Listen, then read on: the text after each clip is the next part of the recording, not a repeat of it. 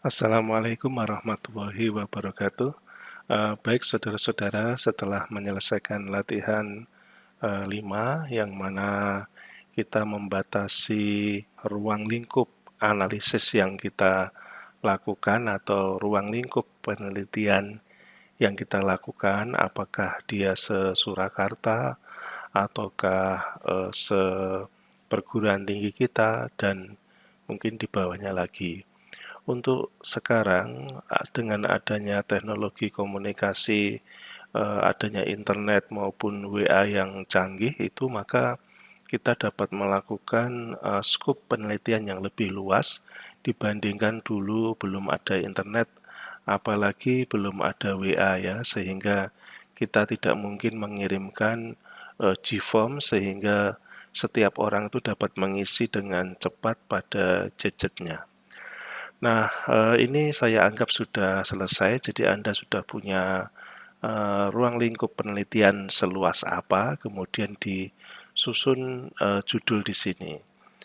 Nah, kemudian setelah jadi, maka kita letakkan di sini supaya mengikuti format piramida terbalik ya. Jadi ini adalah yang fix, di mana dulu kalau konsultasi, dosen pembimbing dulu hanya mengumpulkan eh, cover ya, tetapi sekarang tidak bisa karena sekarang sudah ada mata kuliah Semprop pada semester 6, sehingga di semester 6 itu Anda sudah memiliki proposal yang fix dan juga pembimbing yang fix, di mana dosen Semprop Anda itu adalah menjadi pembimbing Anda di semester 7 nanti. Baik, selanjutnya sebelum kita menuliskan bab 1 sampai bab 3 atau seluruh komponen dari proposal ya, jika tidak ada penulisan bab ya, nanti akan saya jelaskan maksudnya penulisan bab itu seperti apa. Nah, yang intinya kalau Anda harus mengenal skripsi secara keseluruhan lebih dulu, yaitu bab 1, bab 2, bab 3, bab 4, bab 5, ini adalah komponen dari skripsi secara keseluruhan. Ya, dimana kalau di tesis ataupun skripsi orang asing ya, itu juga hampir sama ya. Misalnya ini adalah saya ambilkan daftar isi, lalu di sini ada acknowledgement, ini mungkin kata pengantar ya. Nah, kemudian chapter 1 itu pendahuluan, itu juga sama dengan di tempat kita, bab 1 juga pendahuluan. Kemudian di dalam bab 1 pendahuluan ini komponen-komponennya adalah sebagai berikut. Nah, kalau nulis skripsi itu bab 1, bab 2 ini ABCDE, ABCDE, FGHI, mungkin sampai J ya. Terus bab 3-nya ABCDEF, mungkin bab 4-nya ABC, kemudian bab 5 ABC. Itu adalah komponen skripsi secara lengkap. Nah, kalau Anda menyusun proposal, tentu saja tidak selengkap di skripsi ini. Tentu saja Anda ambil sebagian bab 1 A, B, C, D ya dimasukkan ke sini. Ya, maksudnya kalau mau nyusun proposal itu ini. Kemudian sedikit tentang tinjauan pustaka yang mana mendefinisikan seluruh variabel ya, kemudian juga penelitian terdahulu, ya kemudian hipotesis ya.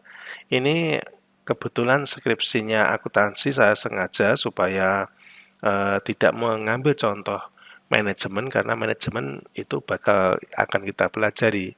Jadi kita akan tahu perbedaan antara manajemen akuntansi dan mungkin tesisnya orang luar negeri. Nah, kalau di manajemen itu penelitian terdahulu itu dipisah dengan hipotesis. Kalau ini disatukan. Kalau saya lebih proper dipisah ya. Nah, kemudian ada juga kerangka teoritik ya, kerangka teoritik atau kerangka berpikir ya, kerangka berpikir, jangan kerangka berpikir ya, nanti jadi gambar itu tuh ya. Nah, jadi kerangka pemikiran begitu ya. Nah, kemudian di bab 3 itu diambil semua ya. Kalau proposal itu bab 3 itu diambil semua. Nah, kemudian bab 4 dan bab 5 tidak ada. Nah, kemudian yang kita ambil adalah daftar pustaka, itu juga masuk di dalam proposal. Nah, itu ya cara untuk menyusun proposal seperti itu. Nah, kemudian ini contoh dari negara lain hampir mirip ya ini ya, bab 1 pendahuluan, lalu latar belakang, ya kalau ini background of the study, kemudian statement of the problem itu perumusan masalah.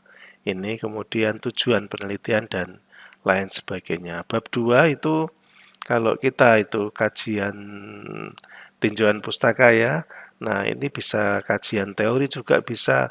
Nah, di sini bisa juga review literatur atau literatur review dalam bahasa Inggris.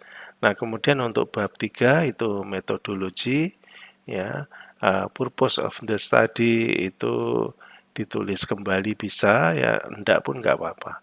Jadi intinya itu ini komponen-komponennya semuanya tergantung kepentingan Anda, tidak harus letter luck persis seperti ini. Nah, oke, kemudian kita masuk ke latihan 6. Nah, di dalam latihan 6 ini, kalau kita nulis proposal, itu tentu saja tidak ada bab 1 dan pendahuluan. Ini makanya kalau nulis proposal ini kita coret. Tapi kalau kita nulis skripsi, itu ini kita tulis. Ya, adapun jarak dari pendahuluan ke latar belakang masalah itu kalau di dalam skripsi loh ya, karena ini ada bab 1 pendahuluan, maka ini dikasih spasi 3, sedangkan yang lainnya itu spasi 2. Ya, atau kalau sekarang bisa jadi ini spasinya 3 dan ini 1,5 ya. Nanti tergantung dari dosen Anda, tapi biasanya di prodi manajemen itu mengikut spasi 2. Nah, kemudian untuk batas tepi-tepi BTT itu artinya 4 cm di kiri, 4 cm di atas, dan 3 cm di kanan, dan 3 cm di bawah ya. Nah, oke, ini cara menulis latar belakang. Intinya latar belakang itu Anda harus menunjukkan kepada pembimbing ya, atau mungkin orang yang akan membiayai proposal kita, kalau itu nanti Anda sudah bekerja. Nah, Anda tunjukkan bahwa hal yang akan Anda teliti ini adalah sesuatu yang sangat penting untuk dilakukan segera. Karena dengan melakukan penelitian ini dan cepat mendapatkan jawaban, maka keadaan disharmoni yang terjadi di lapangan atau yang terjadi di sekeliling kita pada saat ini itu akan cepat terselesaikan. Seperti itu. Ya, nah adapun contoh ya, Anda bisa melihat contoh-contoh dari skripsi orang ya, bagaimana cara menyusunnya. Nah, seperti ini ya latar belakang. Nah, adapun latar belakang itu jangan panjang-panjang ya, misalnya sampai 3, 4, sampai 5 lembar tuh jangan panjang-panjang. Nah, ini kebetulan rekan Anda itu menulisnya cuma 2,5, itu jumlah yang cukup ya, 1,5 lembar pun masih bisa. Nah, ini menunjukkan bahwa pembahasannya seperti ini ya. Jadi secara keseluruhan apa yang terjadi di dunia nyata, kemudian disharmoni apa yang didapatkan ya. Nah, jadi intinya adalah menarik perhatian pembimbing ataupun penyandang dana untuk meng-ACC penelitian Anda ya, agar segera dilaksanakan atau segera kita mendapatkan dana untuk penelitian tersebut begitu. Namun tujuan utamanya bukan mendapatkan dana ya, tetapi memang menyumbangkan ya jawaban-jawaban atas disharmoni yang berlaku. Nah, itu nanti kira-kira dicari aja ya contoh ya, ataupun kita suruh menyusun ChatGPT juga diperbolehkan ya, namun sedikit aja. Di dalam buku latihan kita ini Anda nulisnya sedikit aja ya. Ini misalnya ini kan cuma ada setengah lembar ya. Nah, ini strike through itu artinya yang dicoret. Ini kalau Anda coret jadi proposal, tapi kalau enggak ya jadi bab 1 dari skripsi begitu.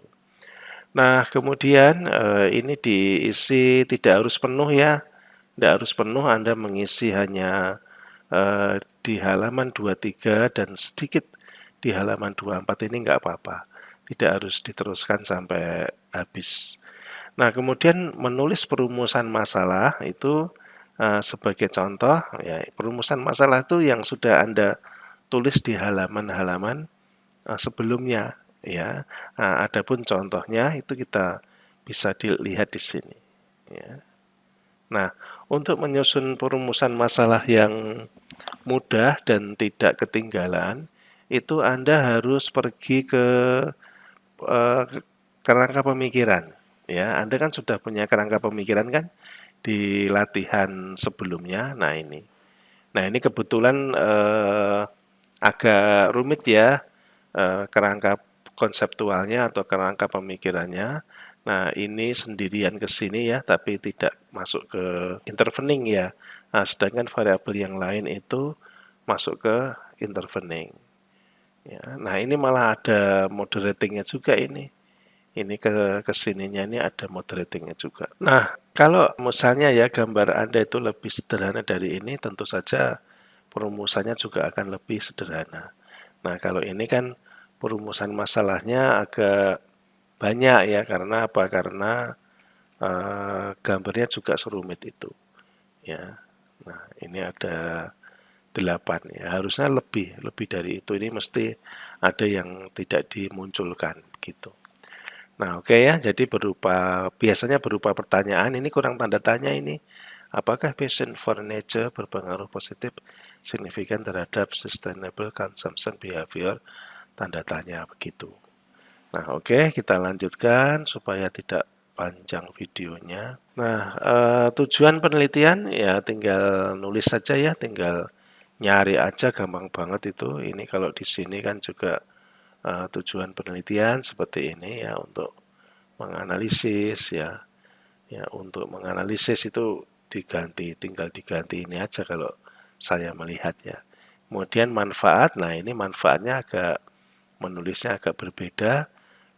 Ini manfaat secara teoritis ya. Sebetulnya manfaat secara teoritis ini untuk anak S1 kurang ini sih, kurang apa ya namanya ya, memberikan manfaat bagi pengembangan ilmu.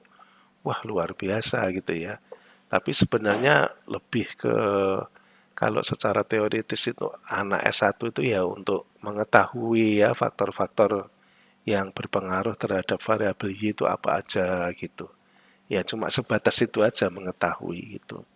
Nah, kemudian secara praktis itu manfaatnya bagi masyarakat itu apa? Ya.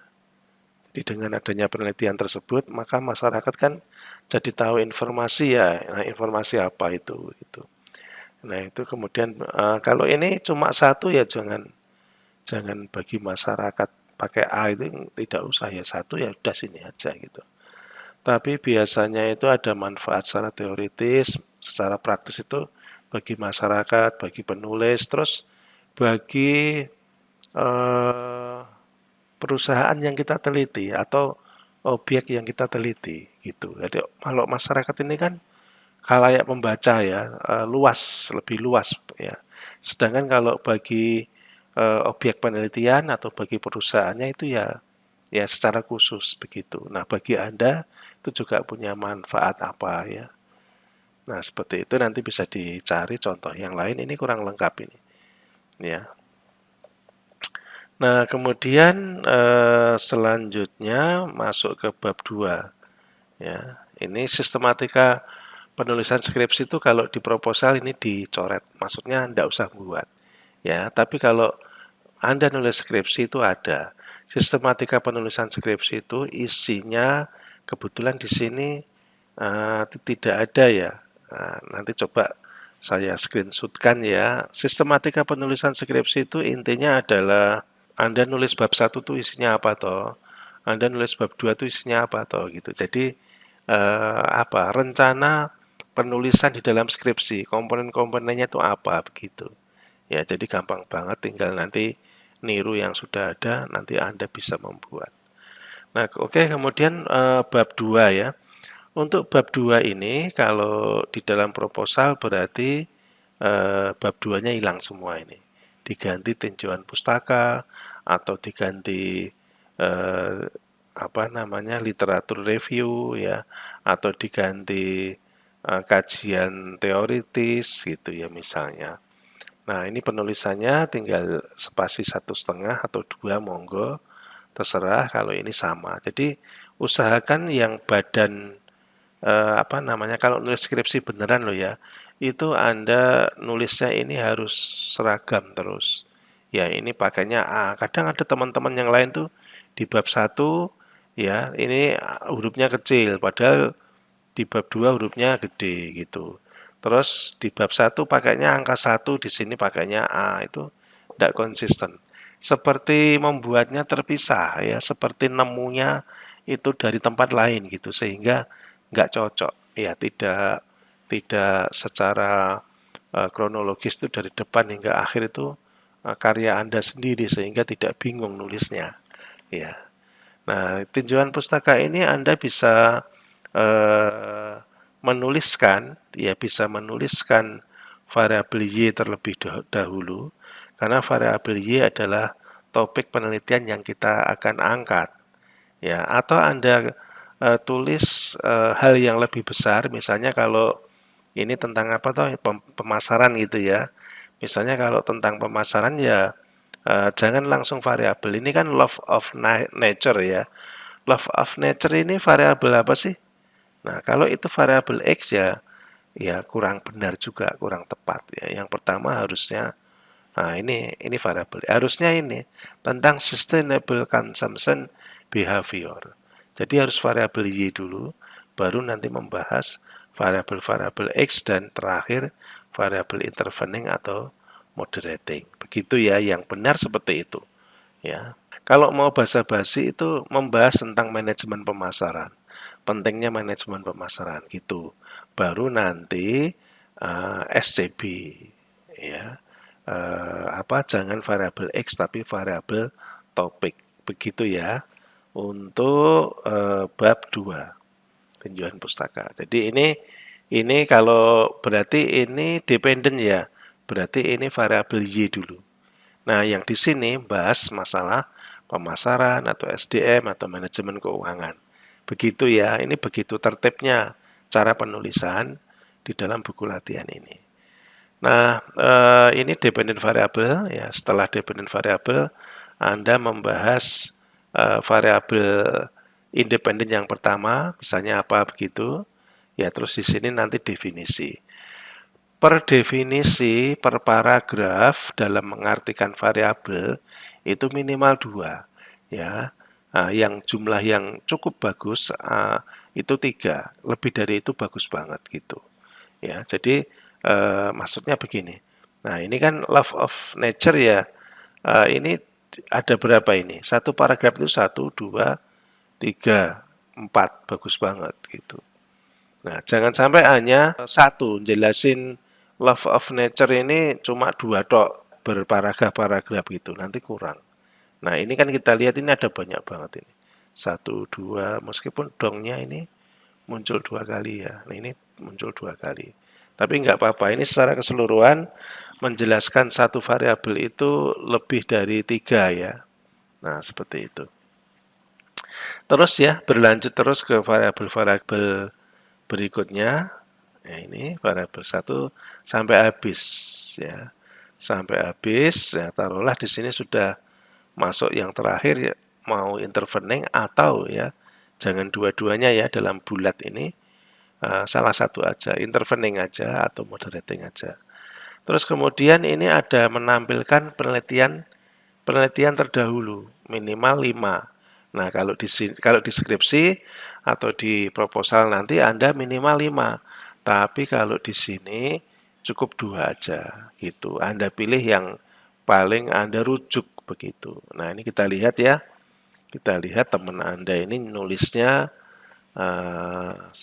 ada berapa ini. Penelitian terdahulu boleh ditulis bentuk seperti ini, boleh ditulis dalam bentuk lain. Yang penting apa yang disampaikan itu singkat aja. Misalnya judul, nama pengarang, kemudian variabelnya apa, mungkin respondennya berapa dan diolah pakai apa, lalu hasil secara singkat gitu. Ya, ini yang pertama, kedua, ketiga, keempat, dan kelima, enam ya, dilebihin satu. Nah, oke.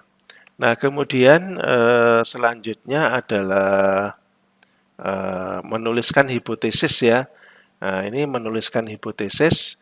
Ada yang nulis hipotesis dulu, ada yang menyusun kerangka. Ini kan langsung kerangka ya. Nah, hipotesisnya di belakangan. Itu monggo aja. Tapi kalau saya itu lebih ke hipotesis dulu, ya. Lebih ke hipotesis dulu karena eh, di dalam hipotesis itu di-generate dari teori, ya. Tapi ada juga yang beralasan nulisnya kerangka dulu, karena dari kerangka ini nanti kita bisa tahu hipotesisnya itu ada berapa gitu. Misalnya hipotesis yang pertama, misalnya ini pengaruh passion for nature terhadap sustainable consumption behavior. Passion of nature, coba kita lihat ini ya. Jadi ini adalah H1. Ini kesini nih H1. Nah, H1 itu sebelum kita menjawab perumusan masalah yang pertama atau menjawab hasil penelitian, ini kan diduga ini ya, variabel Pearson memiliki pengaruh positif terhadap, ini kan jawaban dari pertanyaan yang pertama di perumusan masalah. Ya, di perumusan masalah Anda mundur lagi. Nah, ini jawabannya tuh ini. Jadi apakahnya kan dihilangin gitu kan. Di dalam kelas selalu saya singgung seperti itu. Nah, ini sebelum ngomong seperti ini, jawab seperti ini, itu didahului dengan temuan-temuan dari penelitian-penelitian terdahulu ataupun dari buku teori begitu. Nah, ini kita lihat teman Anda seperti apa. Kalau di sini menuliskan hipotesis langsung aja bisa ya. Mungkin Anda bikin satu aja ya, bikin satu aja. Misalnya ini ya, misalnya X1 terhadap ini, dasar teorinya apa, terus jawab satu aja. Atau cara mengerjakannya kalau yang seperti saya sebutkan tadi, itu mengerjakan seperti di contoh ini ya. Nah ini ada, tapi cuma satu toh bikinnya, karena apa? Tempatnya nggak cukup. Tapi kalau sebenarnya yang saya kehendaki itu kalau mengikut ini, lihat halaman 16, ini halaman 16. Nah, jadi maksudnya di dalam halaman tersebut Anda menjawab ya perumusan masalah yang telah Anda buat ya, langsung dijawab di halaman yang tadi, halaman 31 ya. Jadi di halaman 16 tadi perumusan masalah, lalu halaman 31 ini langsung aja Anda ilangin apakahnya. Ya, jadi hipotesis alternatif 1 itu nanti langsung apakahnya dihilangin terus tulis ulang di sini. Itu mesti benar gitu. Nah, kemudian untuk menyusun kerangka penelitian juga ambilkan dari halaman sebelumnya atau latihan sebelumnya, terus diberi keterangan. Keterangannya yang jelasin ini bahwa X1 itu berpengaruh terhadap Y, bahwa X1 itu berpengaruh terhadap Z, begitu. Ya. Nah, kemudian latihan ke-8, kita sudah masuk halaman 32 ya, sudah hampir selesai. Nah, untuk latihan 8 ini, kita akan merujuk, boleh mengikuti rancangan contoh seperti halaman 20. Ya, coba ya kita pergi ke halaman 20.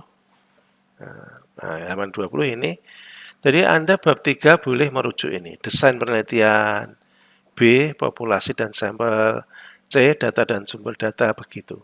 Ya. Nah, oke, kita kembali ke halaman 33. Ya, kita kembali ke sini. Nah, di sini silahkan tadi Anda tulis desain penelitian. Nanti dijelasin apa gitu. Ya, kemudian B apa tadi ya? B-nya misalnya populasi dan sampel, data dan sumber data untuk C gitu. Ya, gampang ya. Nah, ini kaitannya dengan yang kita bahas yang kemarin itu. Ya, sebentar ini saya munculkan. Nah, ini seperti yang kita bahas di langkah ke-7 di riset design, pertemuan ke-6 kemarin ya. Nah, jadi di sini kita mempelajari data collection method itu nanti pakai interview atau observasi atau kuesioner gitu.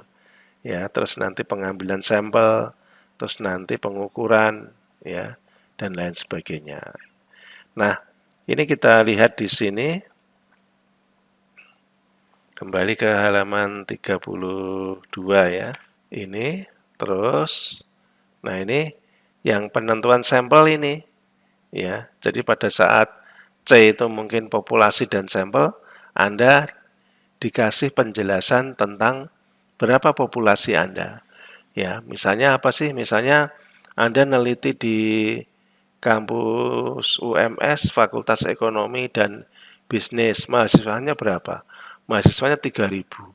Kalau mahasiswanya 3.000, sampel saya berapa? Nah, maka lihat di sini. Sampelnya 341. Jadi N itu adalah populasi, S itu sampel. Seperti itu.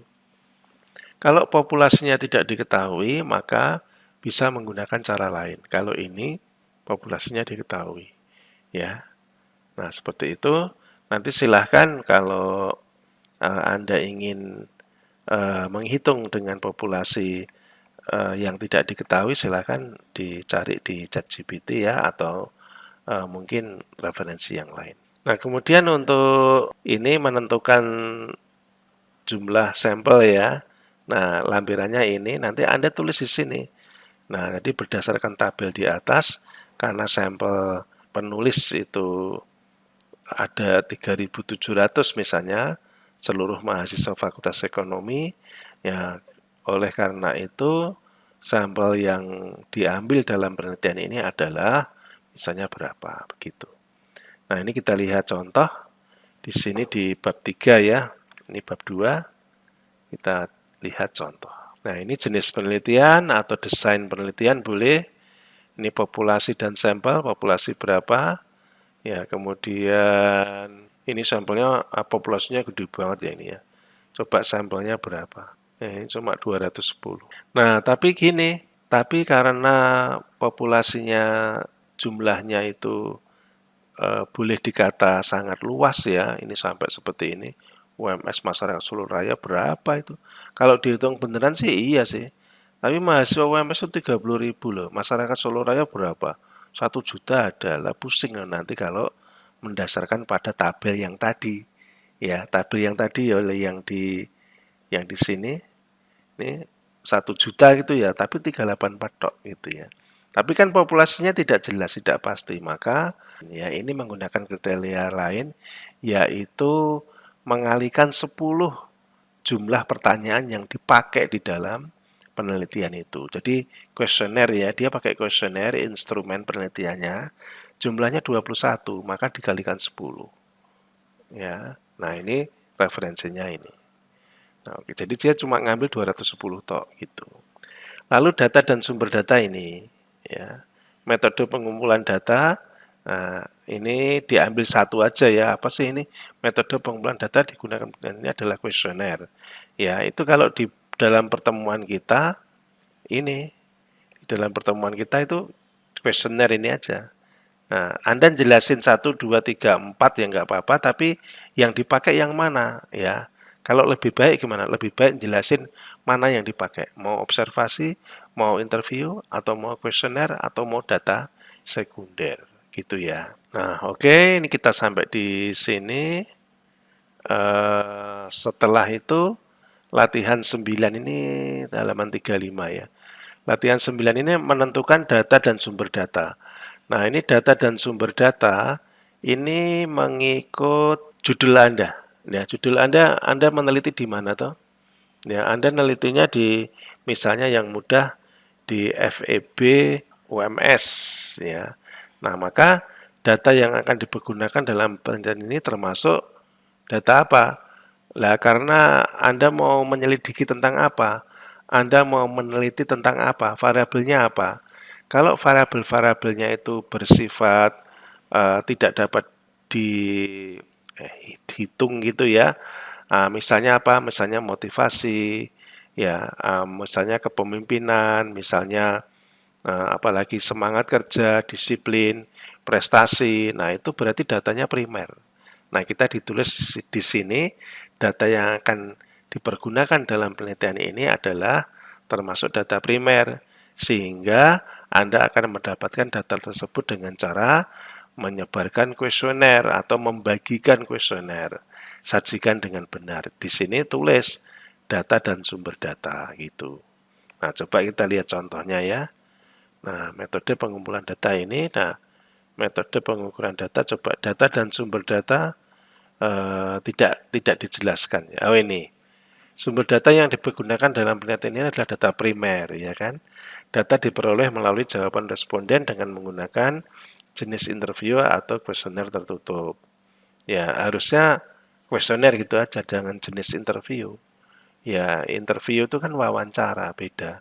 Tapi yang dimaksud mungkin interview pertanyaannya tertutup, mungkin begitu ya. Tapi menurut saya interview dengan kuesioner itu berbeda. Ya, jadi harus jangan ada kata-kata interview. Kalaupun ada interview, taruh aja di belakang. Ya, Anda mungkin ada wawancara-wawancara kecil yang mana untuk sifatnya adalah untuk melengkapi data atau sifatnya adalah untuk membantu kalau nanti di hasil penelitian itu nanti ada seperti apa ya, seperti penyimpangan-penyimpangan yang harus dikonfirmasi, mungkin begitu. Tapi dia bukan sebagai primer, maksudnya bukan sebagai pengambil data yang pokok ya atau sumber data yang pokok, bukan. Ya, tapi hanya penunjang aja interviewnya itu boleh. Ya, tapi kalau seperti ini kayaknya interviewnya yang utama ya, padahal keliru, harusnya ya kuesioner aja. Gitu. Ini contohnya ya. Nah, kemudian data dan sumber data, terus ini metode pengumpulan data, iya pakai kuesioner itu, tadi contohnya ada ini, metode pengumpulan data, nah ini pakainya GForm dengan kuesioner, dibantu dengan GForm ya. Intinya alat pengumpul datanya itu adalah kuesioner.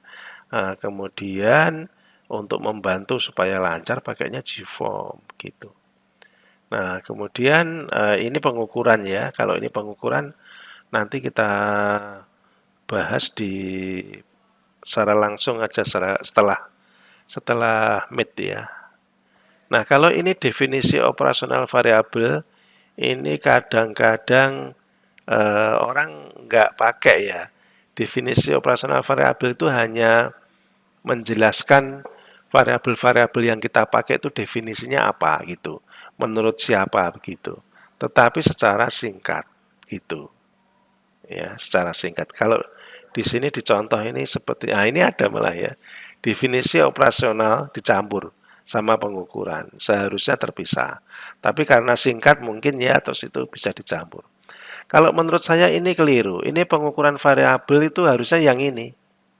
Ya, ini metode pengukuran variabel ini ya, pakainya skor-skor ini. Tapi yang di sini ini variabel independen ini termasuk definisi operasional. Ya, jadi ini jelasin dok. Gitu. Ya, kalau ini menyebutkan angket-angketnya ini masuknya ke pengukuran ini. Ya, jadi definisi variabel itu untuk sementara diisi yang paling mendekati loh ya, itu menjelaskan variabel tersebut ya, dan mungkin indikator-indikatornya ya, indikator-indikator yang dipakai untuk pengukuran. Tapi pengukurannya sendiri ada di tempat lain ya.